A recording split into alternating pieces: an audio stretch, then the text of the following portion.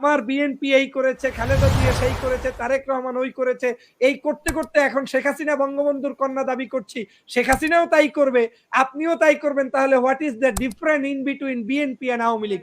আপনি তাদেরকে বিএনপি বলা যায় না। তাহলে ৭ই মার্চের ভাষণে বঙ্গবন্ধুর ভাষণ যারা শুনেছেন তাদের গায়ে তো কারোরই স্বাধীনতার গেঞ্জি ছিল না। তারা কি কারো গায়ে গেঞ্জি নাই, কারো গায়ে জামা নেই, কারো গায়ে লুঙ্গি নেই। এই অবস্থায়ও যদি কোনো মানুষ আসে তখনই বুঝতে হবে বিপ্লব সুনিশ্চিত, কারণ হচ্ছে সমগ্র মানুষ। আমাদের নেতাকর্মী গয়েশ্বর চন্দ্র রায়ের গতকালকের বাসা থেকে তিনি একদিন আগে উপস্থিত হয়েছেন, ১৩ জন কর্মীকে সেখান থেকে অ্যারেস্ট করে নিয়ে যাওয়া হয়েছে। একজন জাতীয় নেতার প্রতি সামান্যতম সম্মানটু পর্যন্ত মিথ্যা যে তিনি বলছেন যে এই অবরোধ ডাকা হয়নি, এটা আমাদের কেউ কিছু জানি না, এটা যার যার বাস মালিক সমিতির ব্যাপার। আবার যদি এটাই সত্য হয় যে না, এটা বাস মালিক সমিতির ব্যাপার না, এটা রাজনৈতিক অন্তর্জালের কিছু ব্যাপার আছে, যেটা আমরা আনোয়ার ভাইয়ের বক্তব্যে বুঝতে পারলাম। তাহলে এই ট্রেডিশনটা গত ১৪ বছর পর্যন্ত আপনারা যারা এসেছেন ক্ষমতায়, বৈধ কিংবা অবৈধ, আপনাদেরকে তাহলে রাষ্ট্রের পরিবর্তনটা কি হলো? ১৪ বছরের মধ্যে তো বিএনপি মানে একবারও ক্ষমতায় ছিল না। তো বিএনপির ক্ষমতায় না থাকার কারণে আপনার ১৪ বছর পরেও যদি সেই সংস্কৃতি চালু থাকে, যেই সংস্কৃতি ৯০ এর স্বৈরাচার বিরোধী আন্দোলনের সময় কিংবা তার আগের পরবর্তী সময়গুলোতে হয়েছে, সেই জিনিসটা তো হতে পারে না। একদিকে আওয়ামী লীগ বলছে বিএনপি রাজনীতি করতে পারে না, বিএনপির জনসমর্থন নেই, বিএনপির সাথে মানুষ নেই। তাহলে যেই দলটার মানুষ নাই, সমর্থন নাই, কেউ নাই, সেই দলটাতে ভয় পাইয়া আপনারা সরকারিভাবে হরতাল পালন করার কি যুক্তিকতা আছে? আমি আজকে একটা প্রশ্ন রাখতে চাই যে আমাদের হরতাল যখন বাংলাদেশে কোনো বিরোধী দল, এমনকি বামপন্থী কোনো ছোটখাটো দলও যদি পালন করতে যায়, তখন কিন্তু এদেশের সরকারি বাহিনী লাঠি পেটা করে মোটামুটি হরতাল ভণ্ড করার জন্য, এবং সেখানে জনসম্পৃক্ততার অজুহাত দেখিয়ে বলে যে জনমালের নিরাপত্তার জন্য আমরা আজকের হরতালে এ ধরনের ভাঙচুর করা যাবে না, হরতাল সফল করতে দেওয়া হয় না। তাহলে এইটা যখন পারেন, তাহলে আজকে কেন আজকের এই যারা আজকের অবরোধ সৃষ্টি করছে, লঞ্চ বন্ধ করছে, গাড়ি বন্ধ করছে, তাদেরকে আপনারা পিটিয়ে পাটিয়ে আপনারা এই সমাবেশ সফল করার উদ্দেশ্যে কিংবা জনগণের স্বার্থে আপনারা সেটা করতে পারেন না? তার মানে হচ্ছে সরকার চাইলে তাদের ইচ্ছায় হরতাল হবে এদেশে, সরকার না চাইলে সেখানে হরতাল হলেও সেটা গণতন্ত্রের পক্ষে হলে সেটা বাংলাদেশে পালন করতে দেওয়া হবে না। আজকে এই জায়গাটাই বর্তমান সময়ে মানুষ সমস্যাগ্রস্ত হয়েছে।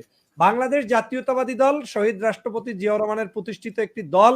এই দল বাংলাদেশের বর্তমান সময়ের সর্বোচ্চ জনপ্রিয় একটি দল হিসাবে আবির্ভূত এবং মানুষের কাছে শ্রদ্ধেয় নেতৃত্বে অবস্থান করছে।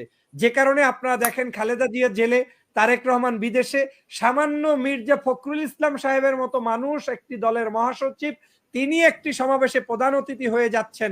সেই জায়গায় পর্যন্ত লক্ষ লক্ষ মানুষ, প্রায় কোটির কাছে মানুষ আজকের হাজির হচ্ছে। এর অর্থই হচ্ছে জনগণের সম্পৃক্ততা রয়েছে এই দলের মধ্যে।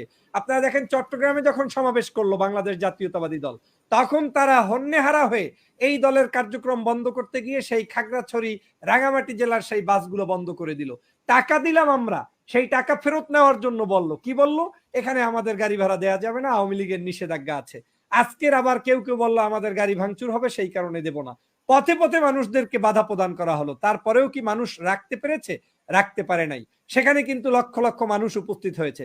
ময়মনসিংহের গাফরগাঁও উপজেলা বিএনপির সমাবেশকে কেন্দ্র করে আপনি দেখেন যে সন্দেহভাজন করে মোবারক হোসেন ৩৩ নামের একজন ব্যক্তিকে রাস্তায় কুপিয়েছে আওয়ামী লীগ। কেন? একজন মানুষ কি সমাবেশে যেতে পারবে না? আজকের এই সমাবেশে যখন যাওয়া হয় তখন তাদের সেই যানবাহন বন্ধ করে দেওয়া হয়েছে। একমাত্র এই সমাবেশ ময়মনসিংহ, যেখানে রাতের অন্ধকারে আমার বিএনপির নেতাকর্মীদেরকে কাপড় বিছিয়ে ফ্লোরে, রাস্তায়, মাঠে শুইতে হয়েছে। স্বাধীন বাংলাদেশে আধুনিকতার এই যুগে, বিশ্বায়নের এই যুগে, টেকনোলজির এই যুগে আজকের আওয়ামী লীগের কাছ থেকে জাতি এটা আশা করে না। আপনাদের এত সাহসী যদি থাকে, অবশ্যই বাংলাদেশ আওয়ামী লীগ একটা শক্তিশালী দল এবং তারা স্বাধীনতা থেকে শুরু করে এদেশের সকল পর্যায়ে তাদের অবদান, এবং আনোয়ার ভাইরা একজন সজ্জন রাজনীতিবিদ এবং তারা পোর খাওয়া রাজনীতিবিদ, কোনো সন্দেহ নাই। আই ডু রেসপেক্ট হিম।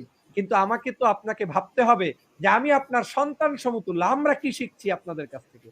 আজকে এই যদি হয় আমাদের রাজনৈতিক শিষ্টাচার, যে আমার বিএনপি এই করেছে, খালেদা জিয়া সেই করেছে, তারেক রহমান ওই করেছে, এই করতে করতে এখন শেখ হাসিনা বঙ্গবন্ধুর কন্যা দাবি করছি, শেখ হাসিনাও তাই করবে, আপনিও তাই করবেন, তাহলে what is the difference in between BNP and Awami League? আপনি শো করে দেখান যে আওয়ামী লীগ মানে বিএনপির চেয়ে ভালো, আওয়ামী লীগ মানে এটা করেছি। আওয়ামী লীগ দিয়ে আজকে আপনার বাংলাদেশের সেই আমার দেশের কি বলে এই হুইপকে আপনার জয়নুল আবদিনকে পিটিয়েছে, যে পিটিয়েছে সেই ব্যক্তি আজকের বাংলাদেশের ডিবির প্রধান হিসেবে দায়িত্ব পায়, পুরস্কৃত হয়। আজকে যারা ক্রস ফায়ারে হত্যা করেছে সেই বেনজির সাহেবকে বাংলাদেশের পুলিশের আইজি ঘোষণা করা হয়। আজকে যখন আওয়ামী লীগের পক্ষে থেকে বিএনপির যাদেরকে হত্যা করতে পারে, নির্যাতন করতে পারে, তাদেরকে আজকের প্রমোশন দেওয়া হয়। আপনি দেখেন গত কয়েকদিন আগে বাংলাদেশ জাতীয়তাবাদী দলের সেই নেতাকর্মী আমার ভোলায় হত্যা করা হয়েছে, মাথা থেতলে দেওয়া হয়েছে। তাদেরকে বহিষ্কৃত না করে আপনার দেখেন সেই কয়েকদিন আগে বরগুনায় যখন আওয়ামী লীগের কি কয়েকজন ছেলেকে পুলিশ হামলা করেছে, সাথে সাথে ২৪ ঘন্টার মধ্যে সেই পুলিশদেরকে প্রত্যাহার করা হয়েছে। অথচ উচিত ছিল কি, দুই জায়গার পুলিশকেই আপনি প্রয়োজনে প্রত্যাহার করবেন, কিন্তু আপনি প্রত্যাহার না করে পুরস্কৃত করেছেন ভোলার মানুষদেরকে, আর আপনি এখানে তাদেরকে কি করেছেন আজকের প্রত্যাহার। আমি আমি আমি শেষ করছি। এই জায়গায় যেটা হয়েছে এখন বর্তমানে, আগামীকালকের যে সমাবেশ আজকের সেই জায়গায় প্রথম আলোর রিপোর্ট সহ বাংলাদেশের সমগ্র পত্রপত্রিকা রিপোর্ট করছে যে নৌ, এমনকি আপনার রাস্তার গাড়ি বাড়ি যা আছে সব, আমাদের নেতাকর্মী গয়েশ্বর চন্দ্র রায়ের গতকালকের বাসা থেকে তিনি একদিন আগে উপস্থিত হয়েছেন, ১৩ জন কর্মীকে সেখান থেকে অ্যারেস্ট করে নিয়ে যাওয়া হয়েছে। একজন জাতীয় নেতার প্রতি সামান্যতম সম্মানটু পর্যন্ত তারা করতে পারেনি। আমার সমাবেশে মানুষজন আসবে, আসার জন্য রাস্তায় রাস্তায় তাদেরকে ব্যারিকেড দিয়ে দিয়ে প্রাইভেট কার, ছোট ছোট রিক্সা সেখান থেকে নামিয়ে নামিয়ে হত্যা করা হয়, নির্যাতন করা হয়, পিটানো হয়। এটা কোনো রাজনৈতিক ভাষা হতে পারে না। তবে বাংলার মানুষ জাগতে শিখেছে, বাংলার মানুষ প্রতিবাদ শিখেছে, বাংলার মানুষ এখন বিএনপির এই সমাবেশ শুধুমাত্র মনে করবেন না যে বিএনপির নেতাকর্মীরাই আসছে, এদেশের সকল মানুষরাই আজকের সমাবেশ সফল করছে, কারণ সমগ্র দেশ আজকে একটি কারা নির্যাতনে বসবাস করছে। আজকের সমগ্র দেশের নাগরিকরাই একটি ভয়াল দৃশ্য দেখছে। শেখ হাসিনার এই নেতৃত্বে গত 14 বছর পর্যন্ত সংবাদপত্র থেকে শুরু করে, মানবতা থেকে শুরু করে, মূল্যবোধ থেকে শুরু করে, ভোটাধিকার থেকে শুরু করে সমগ্র জায়গায় মানুষরা আজকের একটি কঠিন কাল অতিক্রম করছে, যেটা হোসেন মোহাম্মদ এরশাদের আমলকেও ছাড়িয়ে গিয়েছে, যেটা বাকশাল তন্ত্রকেও ছাড়িয়ে গিয়েছে, যেটা পূর্বের যে কোনো শাসক গোষ্ঠীকে ছাড়িয়ে গিয়েছে। এখন সেই জায়গা থেকে মুক্তি চায়, আর মুক্তি চাইতে গিয়েই মানুষ আজকে সমবেত হচ্ছে। গত 2 দিন আগে একজন ভদ্রলোকের সাথে টকশোতে তিনি বললেন, এই যে মানুষ আসে তাদের গায়ে বিএনপির গেঞ্জি নেই, তার মানে এরা এমনি মানুষ, অতএব এমনি মানুষ যারা এসেছে তাদেরকে বিএনপি বলা যায় না। তাহলে 7ই মার্চের ভাষণে বঙ্গবন্ধুর ভাষণ যারা শুনেছেন তাদের গায়ে তো কারোরই স্বাধীনতার গেঞ্জি ছিল না, তারা কি মুক্তিযোদ্ধা বিরোধী ছিল?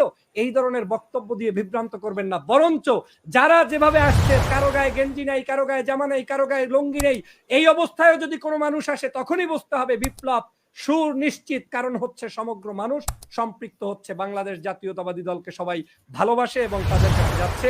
আমি যেটা চাই, ইনশাআল্লাহ আগামী দিনে বাংলাদেশে একটি সুন্দর নির্বাচন করতে হবে। সেজন্য আনোয়ার ভাইদেরকে আরেকটু সহনশীল হয়ে আমাদের প্রতি আরেকটু ভালোবাসার নজরে আপনাদের তাকাতে হবে।